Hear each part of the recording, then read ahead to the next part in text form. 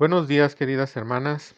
El día de hoy vamos a empezar una serie de estudios sobre las doctrinas fundamentales de nuestra fe. Y el primer tema que vamos a tratar es precisamente el estudio de la doctrina. Doctrina viene de la palabra latina docere, que significa enseñanza.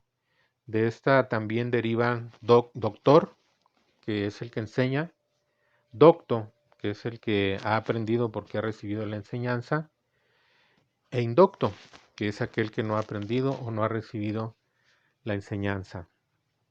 Ya hemos visto en estudios anteriores que las doctrinas han tenido un desarrollo histórico y cómo el surgimiento de las herejías hizo necesaria la formulación de estos credos para la defensa de la fe bíblica. Los credos, que también se llaman confesiones, como la confesión de Westminster o de Augsburgo, son un conjunto de dogmas son proposiciones breves que se asientan por firmes y ciertas como principios innegables de una ciencia o de un sistema de creencias. A la teología que se basa o se norma mediante credos o confesiones se le llama teología confesional. También hemos estudiado ya que Dios tiene dos propósitos principales en su plan de redención de los pecadores. Primero, la salvación, y segundo, el crecimiento en la gracia y el conocimiento de Él para una madurez que permite a los salvos colaborar con Él para que estos dos propósitos también se cumplan en otros, para la gloria de Dios. Es para este crecimiento y madurez que es necesario el estudio, de la doctrina. Vamos a dividir nuestro tema en tres partes principales. La primera es la necesidad e importancia de la doctrina. La segunda es la provisión de la doctrina, o sea que Dios ha provisto a la iglesia de una enseñanza o una doctrina. Y la tercera, las características de la doctrina. El primer punto de nuestro estudio es la necesidad e importancia de la doctrina. En 1993, un escritor cristiano de nombre David Wells escribió un libro titulado No hay lugar para la verdad y llevaba el subtítulo ¿Qué pasó con la teología evangélica? Él se refería al creciente abandono de la teología confesional dentro de la iglesia cristiana, y en una parte de su libro dice así: hoy en día es difícil dejar de notar la desaparición de la teología en la vida de la iglesia y la orquestación de dicha desaparición por alguno de sus líderes. Es difícil pasar por alto en el mundo evangélico la adoración vacía que es tan frecuente, por ejemplo, en el cambio del foco central de Dios a uno mismo, en la predicación psicologizada que sigue este cambio, en la erosión de sus convicciones, en su pragmatismo estridente, en su incapacidad para pensar agudamente sobre la cultura actual y en el deleite en lo irracional. Y ciertamente vemos nosotros cómo la predicación y la enseñanza ha sido influida, penetrada por el pensamiento humanista, por ciencias humanas como la psicología, la filosofía, la sociología, la antropología, y muchas veces el contenido de la enseñanza y la predicación en la iglesia se basa en lo que la gente quiere oír, en lo que la gente está pidiendo. Es frecuente escuchar: no necesitamos teología, no necesitamos doctrina, lo que necesitamos es vida. Y quiero leerles lo siguiente que dice el capítulo 17 del Evangelio de Juan, en su versículo 3. Y esta es la vida eterna, que te conozcan a ti, el único Dios verdadero, y a Jesucristo a quien has enviado. Y en la primera carta de Juan también, en el capítulo 5, versículos 19 al 21, dice así: sabemos que somos de Dios y el mundo entero está bajo el maligno, pero sabemos que el Hijo de Dios ha venido y nos ha dado entendimiento para conocer al que es verdadero, y estamos en el verdadero, en su Hijo Jesucristo. Este es el verdadero Dios y la vida eterna. Hijitos, guardaos de los ídolos. Amén. En estos pasajes sobresale la verdad de que los que somos de Dios lo sabemos. Porque por Cristo hemos recibido entendimiento para conocer al verdadero Dios revelado en su Hijo Jesucristo, y por eso tenemos vida eterna. La advertencia al final, hijitos, guardaos de los ídolos, parece ajena al tema, pero no lo es. Hablar de ídolos es hablar de religión, y la idolatría, las religiones falsas, son el arma favorita del maligno para tener al mundo bajo su potestad de tinieblas. Los perdidos no son irreligiosos, todo lo contrario, son muy religiosos. Pero aún los cristianos corremos el peligro de ser idólatras. De ahí la advertencia del apóstol. El estudio de la doctrina que corresponde a nuestra fe es el estudio de Dios mismo, lo que recibe el nombre de teología. El estudio de las religiones es el estudio de un tipo particular de comportamiento humano.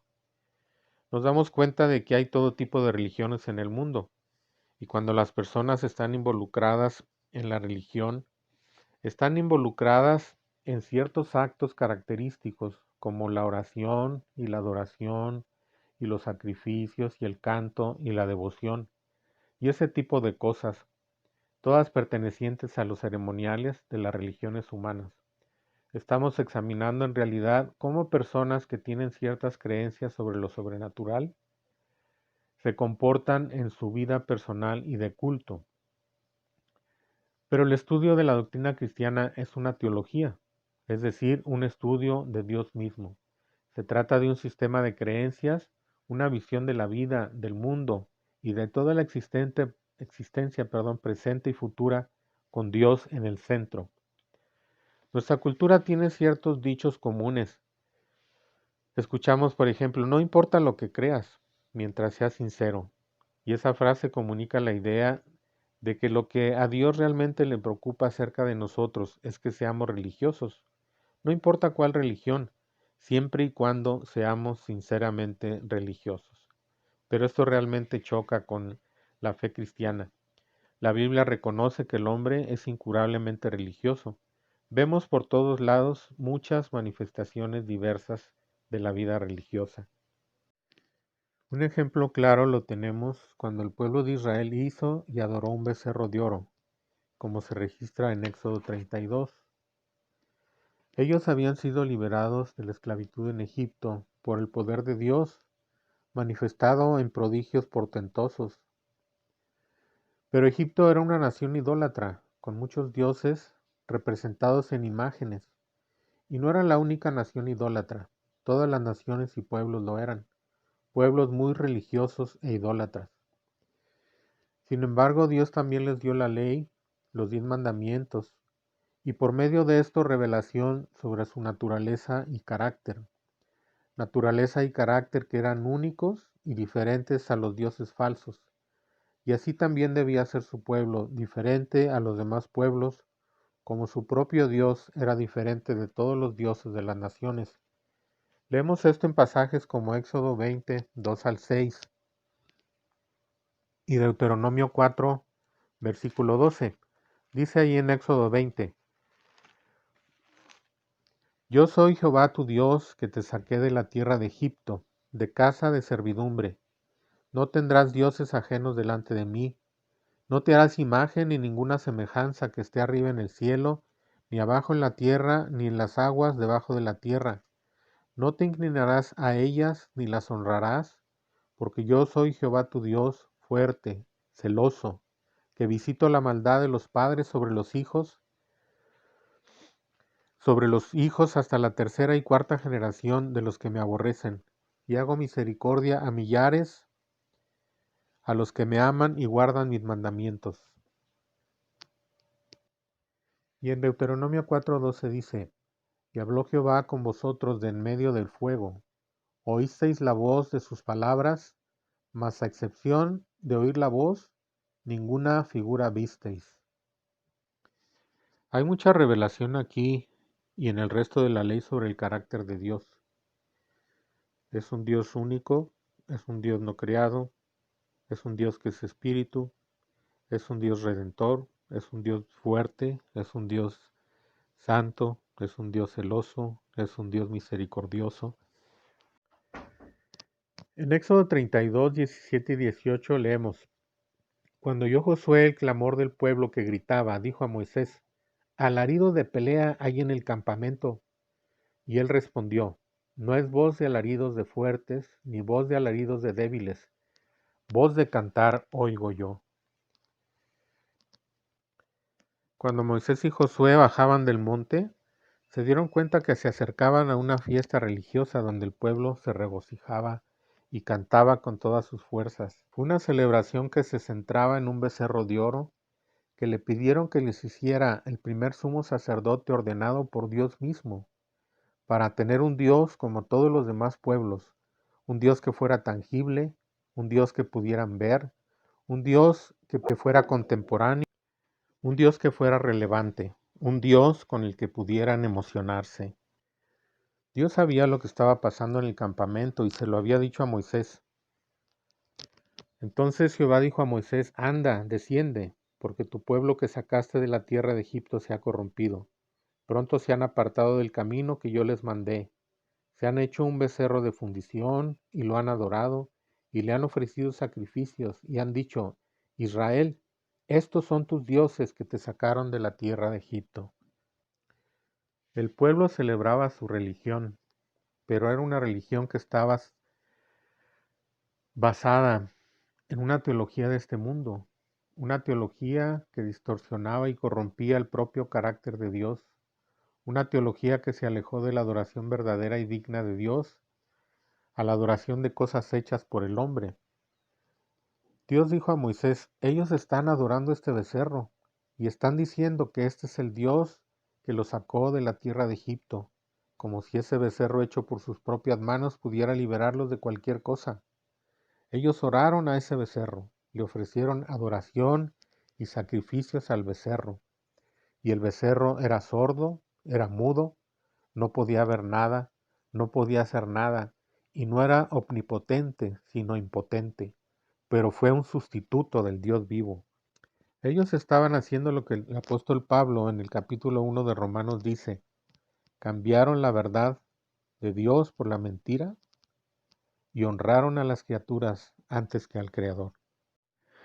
Ellos cambiaron la revelación que Dios les había dado, primeramente por su poder que les había liberado de la esclavitud en Egipto con tantos milagros, y después por la promulgación de la ley, donde Él les había revelado tanto de su naturaleza y carácter. En el capítulo 1 de Romanos, el apóstol Pablo dice que Dios se ha revelado a través de las cosas que fueron hechas manifiestas claramente, de manera que todos en este mundo pueden conocer el eterno poder y divinidad de Dios. Y sin embargo, el principal pecado de la humanidad es tomar ese conocimiento y menospreciarlo, para hacer lo que dice ahí en el versículo 18 al final, que dice que los hombres detienen con injusticia la verdad, pues habiendo conocido, ya en el versículo 29 sigue, habiendo conocido a Dios, no le glorificaron como a Dios, ni le dieron gracias. Más adelante dice que cambiaron la verdad de Dios por la mentira, honrando y dando culto a las criaturas antes que al Creador, el cual es bendito por los siglos. Eso dice el versículo 25. Y el 23 dice: y cambiaron la gloria de Dios, del Dios incorruptible, en semejanza de imagen de hombre corruptible, de aves, de cuadrúpedos y de reptiles. El intercambio es entre lo incorruptible, lo trascendente y lo santo que es Dios, por la corrupción de las cosas hechas por el hombre. En otras palabras, hermanas, el pecado más básico que nosotros, y no solo los paganos que viven en tribus perdidas en la selva, sino que nosotros también cometemos, lo que nos acosa es la tendencia a la idolatría. Y la idolatría involucra religión, pero incluso la religión cristiana puede ser idólatra. Cuando despojamos a Dios de sus verdaderos atributos y ponemos en el centro de nuestra adoración algo que no es Dios mismo. El foco central de la doctrina es el conocimiento del Dios verdadero. En nuestro tiempo la gente dice que la teología no importa, Lo que cuenta es sentirse bien, ser servido en nuestras necesidades psicológicas, tener un lugar donde podamos sentir el calor del compañerismo y tener un sentido de pertenencia y de relevancia. La doctrina es algo que divide, dicen, algo que suscita controversias y debates. No necesitamos doctrina, lo que necesitamos es vida. En el corazón de la teología cristiana está la afirmación de que la doctrina, la verdad, es vida, porque es el conocimiento de Dios y no hay conocimiento más importante para nuestra vida que el conocimiento de Dios. Así que si nosotros nos resistimos a someternos de manera